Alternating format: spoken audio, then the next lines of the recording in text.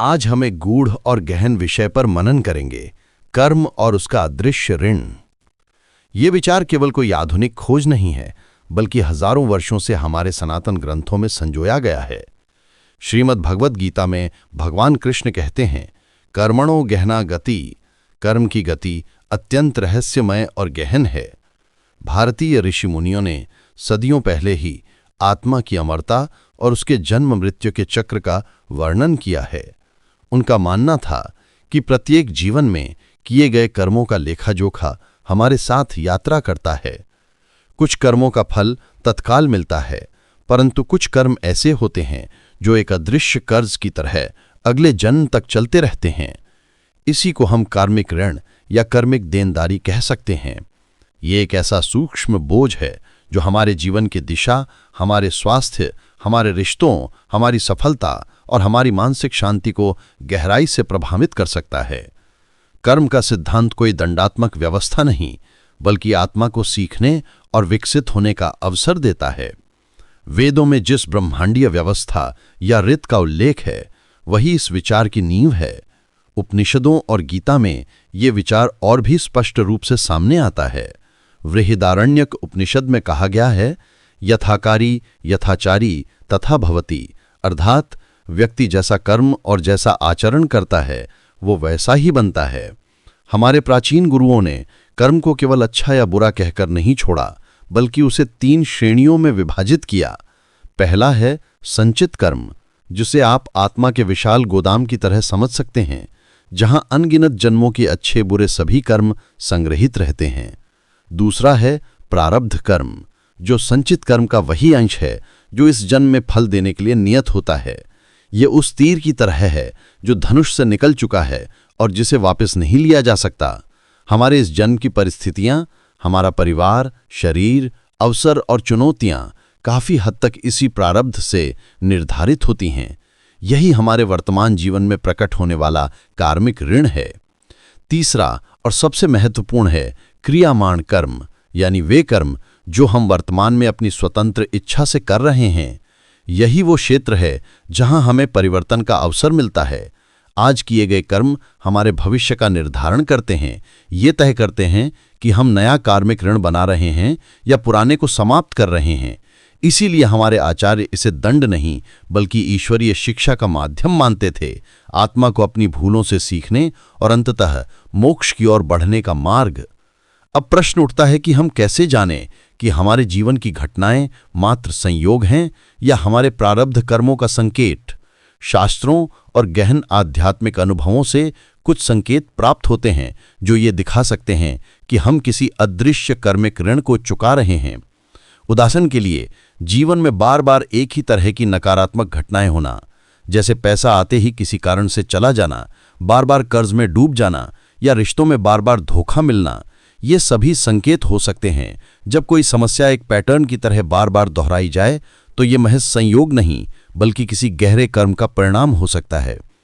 संभव है कि किसी पूर्व जन्म में धन का दुरुपयोग या किसी को भावनात्मक कष्ट देने का कर्म इस जन्म में ऐसे अनुभवों के रूप में सामने आ रहा हो। ये ब्रह्मांड का तरीका है हमें वही ऊर्जा लौटाने का जिसे हमने कभी उत्पन्न किया था, ताकि हम उस पाठ को समझ सकें और उससे ऊपर उठ सकें। एक और संकेत है अकारण भय या तर्कहीन फोबिया। कभी कभी किसी को पानी, आग, ऊंचाई या बंद जगहों का अत्यधिक डर होता है, जबकि इस जीवन में ऐसा कोई अनुभव नहीं हुआ होता जो इस डर का कारण बने। ये गहरे संस्कारों से जुड़ा हो सकता है। संभव है कि किसी पिछले जन्म में डूबने या आग में जलने जैसी घटना हुई हो, जिसका आघात आत्मा की स्मृति में अंकित हो गया हो और अब ये भय के रूप में उभर रहा हो। आत्मा इस डर के माध्यम से इशारा करती है कि कोई पुराना घाव अब भी भरने की प्रतीक्षा कर रहा है। तीसरा संकेत है ऐसी पुरानी स्वास्थ्य समस्याएं जिनका कोई स्पष्ट चिकित्सीय कारण नहीं मिलता।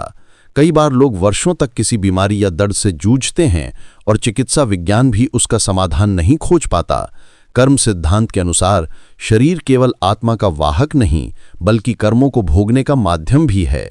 यदि किसी पूर्व जन्म में हमने किसी को शारीरिक कष्ट पहुंचाया हो तो संभव है कि उसी ऊर्जा का प्रतिफल इस जन्म में किसी असाध्य रोग के रूप में सामने आए। शरीर उस कर्मिक ऋण को अपने ऊपर लेकर संतुलन बनाने की कोशिश करता है। इन सभी उदाहरणों का उद्देश्य डर पैदा करना नहीं है, बल्कि जागरूकता लाना है। जब हम समस्या की जड़ को समझ लेते हैं, तभी समाधान की ओर पहला कदम बढ़ता है। कर्म का ये सिद्धांत हमें ये भी सिखाता है कि वर्तमान में किया गया प्रत्येक कर्म भविष्य का निर्माण करता है। इसलिए ये जीवन हमें अपने विचारों और कर्मों को शुद्ध करने का अवसर देता है। गीता का यही संदेश है कि परिणाम की चिंता किए बिना सही कर्म करते रहना ही मुक्ति का मार्ग है। इस दृष्टि से कर्म का विज्ञान भाग्य का बंधन नहीं, बल्कि आत्मा को मोक्ष तक ले जाने वाली ईश्वरीय प्रक्रिया है। कर्मिक ऋण को समझना हमें भयभीत करने के लिए नहीं, बल्कि हमें अपने जीवन की जिम्मेदारी लेने के लिए प्रेरित करता है। जब हम अपने अनुभवों को केवल संयोग न मानकर आत्मा की शिक्षा के रूप में देखते हैं, तो हर कठिनाई एक नया अर्थ पाती है। ये समझ हमें न केवल शांति देती है, बल्कि हमें ये भी शक्ति देती है कि हम अपने वर्तमान कर्मों को सुधारकर अपने भविष्य को उज्ज्वल बना सकें। यही सनातन शिक्षाओं का सार है। कर्म में ही मुक्ति का मार्ग छिपा है। कर्म और उसके अदृश्य ऋण को समझने की हमारी ये यात्रा अब और गहराई में उतरती है। कई बार जीवन हमें ऐसे रिश्तों और अनुभवों के सामने खड़ा कर देता है जो हमें भीतर तक झंझोड़ देते हैं। परिवार, दोस्ती या विवाह। कभी कभी कोई रिश्ता इतना दर्दनाक और जटिल हो सकता है कि हम जानते हुए भी उससे अलग नहीं हो पाते। ये रिश्ता हमें भीतर से तोड़ते हैं, फिर भी कोई अज्ञात शक्ति हमें उनसे बांधे रखती है। ऐसा लगता है मानो कोई पुराना वचन, कोई अनकहा करार हमें साथ रहने के लिए मजबूर कर रहा हो। ज्योतिष और अध्यात्म की दृष्टि से ऐसे रिश्ते अक्सर पिछले जन्मों के गहरे लेन देन का परिणाम होते हैं। आत्माएं एक दूसरे को ढूंढती हैं ताकि अधूरे रह गए कर्मों का हिसाब बराबर किया जा सके। इसीलिए इन रिश्तों का दर्द केवल पीड़ा नहीं, बल्कि आत्मा के उस कर्ज को उतारने की प्रक्रिया है जिसे हमने कभी अपने कर्मों से उत्पन्न किया था। कभी कभी जीवन हमें निरंतर बाधाओं और अवरोधों से भी घेर देता है। आपने शायद अनुभव किया हो कि किसी कार्य को पूर्ण करने में अपनी पूरी मेहनत झोंक देने के बाद भी अंतिम क्षणों में सब कुछ बिगड़ जाता है। लोग इसे बदकिस्मती का नाम देते हैं, लेकिन आध्यात्मिक दृष्टि से ये एक गहरी कार्मिक बाधा हो सकती है।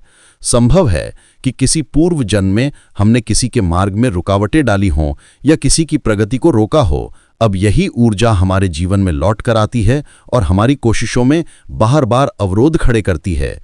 ये ब्रह्मांड का संतुलन है, एक अदृश्य न्याय।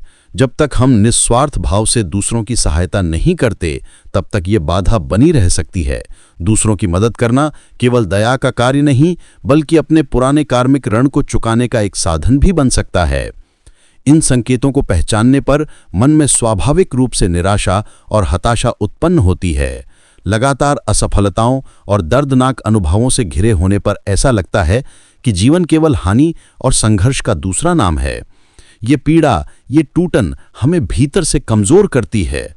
भौतिक दृष्टि से देखें तो ये सब केवल नुकसान ही प्रतीत होता है। आंसू, संघर्ष और पीड़ा, इसे कार्मिक ऋण का डेबिट पक्ष कहा जा सकता है, जहां आत्मा पुराने कर्मों का हिसाब चुकाती है। परंतु इस प्रक्रिया में एक बड़ा आध्यात्मिक खतरा छिपा होता है।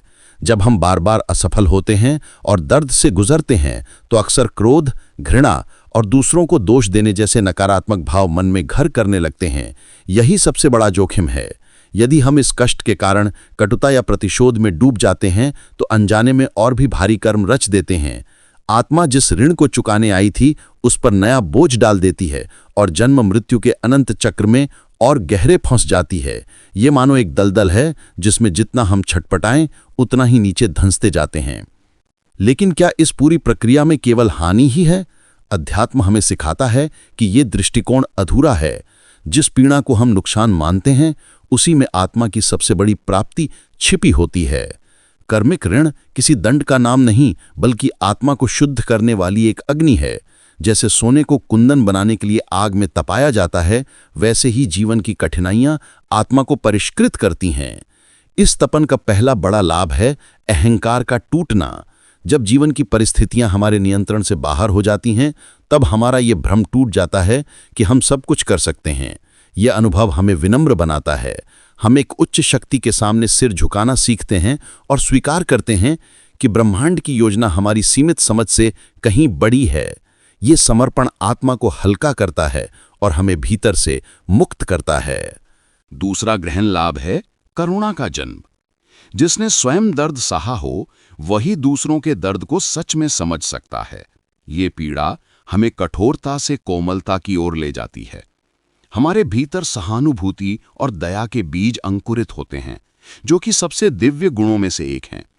जब हम अपनी कठिनाइयों के बीच दूसरों के कष्ट को देख पाते हैं, तब हम अधिक मानवीय, अधिक संवेदनशील बनते हैं। ये परिवर्तन हमारी आत्मा को ऊंचाई देता है। तीसरा और शायद सबसे महत्वपूर्ण लाभ है सत्य की खोज। जब संसार के सभी सहारे छूटने लगते हैं, जब भौतिक उपलब्धियों का आकर्षण कम हो जाता है, तब मनुष्य असली प्रश्न पूछना शुरू करता है, मैं कौन हूं? मेरे जीवन का उद्देश्य क्या है? ये वही क्षण है जब आत्मा अध्यात्म के मार्ग पर अग्रसर होती है। कार्मिक पीड़ा हमें भौतिकता की नींद से जगाकर वास्तविकता की ओर ले जाती है। यही पीड़ा हमें उस परम सत्य की खोज के लिए प्रेरित करती है, जो अंततः मुक्ति और आनंद की ओर ले जाती है। इस प्रकार भले ही भौतिक स्तर पर कर्मिक ऋण हमें हानि देता हुआ प्रतीत हो, आध्यात्मिक स्तर पर यह आत्मा का अमूल्य लाभ है। यह हमें परिष्कृत करता है, हमारी चेतना को ऊंचा उठाता है और हमें परम आनंद के और निकट ले जाता है। जो कष्ट हमें भीतर से तोड़ता है, वही हमें वास्तविक स्वतंत्रता की ओर अग्रसर करता है। यही इस प्रक्रिया का गूढ़ रहस्य है। इस ज्ञान को समझना अत्यंत आवश्यक है, परंतु केवल समझ लेना ही पर्याप्त नहीं। जब तक हम इस ज्ञान को अपने कर्म में नहीं उतारते, तब तक इसका प्रभाव अधूरा रहता है। प्रश्न ये है कि हम क्या करें? क्या हम हाथ पर हाथ रखकर अपने प्रारब्ध के समाप्त होने का इंतजार करें? बिल्कुल नहीं। ये मार्ग निष्क्रियता का नहीं, सक्रिय परिवर्तन का है। हमें अपने वर्तमान कर्मों को शुद्ध और सकारात्मक बनाना होगा। निस्वार्थ सेवा, करुणा, क्षमा और आत्मचिंतन इस परिवर्तन की कुंजी हैं। जब हम जानबूझकर अच्छे कर्म चुनते हैं, जब हम अपने विचारों और कर्मों को शुद्ध रखते हैं, तब हम न केवल पुराना ऋण चुकाते हैं, बल्कि नया बोझ बनने से भी रोकते हैं। कर्मिक ऋण का उद्देश्य हमें दंड देना नहीं, बल्कि आत्मा को उच्चतर स्तर पर ले जाना है। यह हमें याद दिलाता है कि जीवन की हर कठिनाई केवल संयोग नहीं, बल्कि हमारी आत्मा की प्रगति की योजना का हिस्सा है। जब हम इसे स्वीकार कर अपने कर्मों को प्रेम और सेवा में बदलते हैं, तब ये अदृश्य ऋण धीरे धीरे समाप्त हो जाता है। हमारी आत्मा मुक्त होकर उस अनंत शांति और आनंद की ओर बढ़ती है, जो जीवन का अंतिम लक्ष्य है। शास्त्र हमें बार बार याद दिलाते हैं कि हमारे आज के कर्म, क्रियामाण कर्म में भविष्य को रूपांतरित करने की शक्ति छिपी होती है। चाहे बीते जन्मों का बोझ कितना ही गहरा क्यों न हो, वर्तमान में किया गया हर सचेत कदम हमें मुक्ति की ओर ले जा सकता है। कार्मिक ऋण से बाहर आने का मार्ग कोई रहस्य नहीं, बल्कि एक जागरूक और अनुशासित जीवन शैली है। इसे अपनाने के लिए 4 सरल और प्रभावशाली उपाय बताए गए हैं, जो हमारे जीवन को न केवल संतुलित करते हैं, बल्कि आत्मा को भी हल्का करते हैं। सबसे पहला कदम है जागरूकता और स्वीकृति। अक्सर हम कठिनाइयों के बीच ये सोचते हैं, मेरे साथ ही ऐसा क्यों हो रहा है? यही प्रश्न हमें पीड़ा की जड़ से बांध देता है। परंतु जैसे ही हम अपने मन को ये पूछने के लिए प्रेरित करते हैं, इस अनुभव से मुझे क्या सीखना है, एक अद्भुत परिवर्तन शुरू हो जाता है। हमें अपनी कठिनाइयों को शत्रु नहीं, शिक्षक के रूप में देखना होगा। जीवन की चुनौतियों को शांति से स्वीकार करना ही आधी लड़ाई जीत लेने जैसा है। जब हम समझते हैं कि ये कर्मिक ऋण किसी सजा के लिए नहीं, बल्कि सीखने और आत्मविकास के लिए है, तब मन का भारीपन धीरे धीरे हल्का होने लगता है। स्वीकृति में ही उपचार की पहली चाबी छिपी है। दूसरा कदम है निष्काम कर्मयोग, जिसे श्रीमद् भगवद गीता ने जीवन का सार कहा है। इसका अर्थ है अपने कार्य और जिम्मेदारियों को पूरी निष्ठा और ईमानदारी से निभाना, परंतु उनके परिणाम को ईश्वर पर छोड़ देना। जब हमारी खुशी और दुख कार्य के फल से नहीं, बल्कि कर्म की शुद्धता से जुड़ते हैं, तब हम नए बंधन नहीं बनाते। फल की आसक्ति से मुक्ति हमें उस चक्र से बाहर निकालती है जिसमें हम जन्मों से फंसे हुए हैं। ये मार्ग हमें बताता है कि कर्म करना ही हमारा अधिकार है, परिणाम की चिंता नहीं। जो व्यक्ति ये अभ्यास कर लेता है, उसके भीतर एक गहरी आंतरिक स्वतंत्रता जन्म लेती है। तीसरा कदम है सकारात्मक कर्मों का निर्माण। जब हम निस्वार्थ भाव से सेवा करते हैं तो न केवल नया पुण्य कमाते हैं, बल्कि पुराने नकारात्मक कर्मों को भी कम करते हैं। सेवा का अर्थ किसी बड़े आयोजन या विशाल दान से नहीं है। ये उतना सरल हो सकता है जितना किसी भूखे को भोजन कराना, किसी जरूरतमंद की चुपचाप मदद करना या पक्षियों और जानवरों के लिए भोजन और पानी रखना। ये छोटे छोटे कर्म एक शक्तिशाली सकारात्मक ऊर्जा उत्पन्न करते हैं जो हमारी आत्मा को शुद्ध करती है और कर्मिक ऋण को धीरे धीरे कम करती है।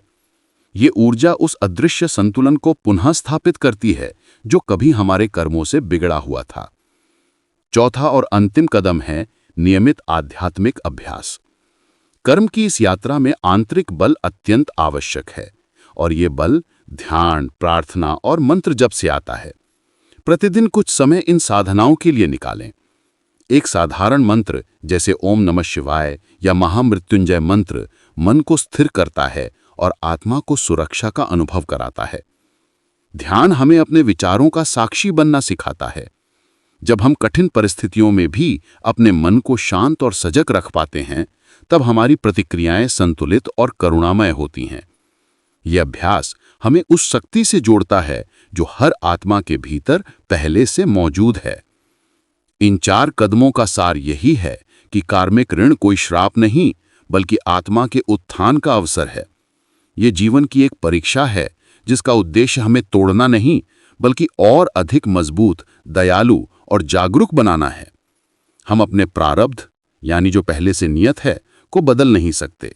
जो तीर धनुष से निकल चुका है उसे लौटाया नहीं जा सकता, लेकिन ये पूरी तरह हमारे हाथ में है कि उस तीर का प्रभाव हमें कितना चोट पहुंचाए। हमारी वर्तमान प्रतिक्रियाएं, हमारे विचार और कर्म इस प्रभाव को बदल सकते हैं। यही कारण है कि शास्त्र कहते हैं, हम असहाय यात्री नहीं, बल्कि अपनी नाव के नाविक हैं। जीवन का समुद्र कभी शांत नहीं रहता। कभी कभी परिस्थितियों का तूफान इतना तीव्र होता है कि लगता है हम बह जाएंगे, परंतु हमारी पतवार, हमारे क्रियामाण कर्म हमारे ही हाथ में हैं। हम तय कर सकते हैं कि कैसे इस नाव को दिशा देनी है। जब हम ज्ञान के प्रकाश में अपने कर्मों का चयन करते हैं, जब हम चुनौतियों को शिक्षक मानकर उनसे सीखते हैं और निस्वार्थ सेवा को जीवन का हिस्सा बनाते हैं, तब धीरे धीरे पुराने कर्मिक ऋण मिटने लगते हैं। हर चुकाया हुआ ऋण हमें और हल्का, स्वतंत्र और शांत बनाता है। ये शांति केवल मन की नहीं, बल्कि आत्मा की गहराई तक उतरती है। इस प्रक्रिया को अपनाना केवल व्यक्तिगत मुक्ति नहीं, बल्कि समाज और ब्रह्मांड के लिए भी एक योगदान है। हमारी सकारात्मक ऊर्जा आसपास के लोगों तक पहुंचती है। जब हम अपने अनुभव शेयर करते हैं, तो हमारी कहानी किसी और के लिए प्रेरणा बन सकती है। इसीलिए ये आवश्यक है कि हम अपने जीवन में होने वाले इन संकेतों पर ध्यान दें, उनसे सीखें और अपने अनुभवों को दूसरों के साथ साझा करें। किसी और के लिए ये एक नई राह की शुरुआत हो सकती है। अंततः कर्म का संदेश सरल है, जागरूक रहो, सेवा करो और अपने वर्तमान को शुद्ध रखो। भूतकाल के कर्मों से भयभीत होने के बजाय वर्तमान में प्रेम और करुणा के बीज बो। यही वो शक्ति है जो आत्मा को उसके वास्तविक स्वरूप, स्वतंत्र और आनंदमय चेतना की ओर ले जाती है। जीवन की हर चुनौती, हर कठिनाई हमें इसी अंतिम सत्य के करीब लाने का साधन है। जब हम इसे समझकर जीवन जीते हैं, तो कर्म का चक्र धीरे धीरे टूटता है और आत्मा उस परम शांति को पाती है जो उसका शाश्वत अधिकार है। आप देख रहे थे मिस्टिक थिंकर्स, जहां हर रहस्य एक नई सोच जगाता है। अगर ये यात्रा आपको प्रेरणा दे, तो चैनल को सब्सक्राइब करें।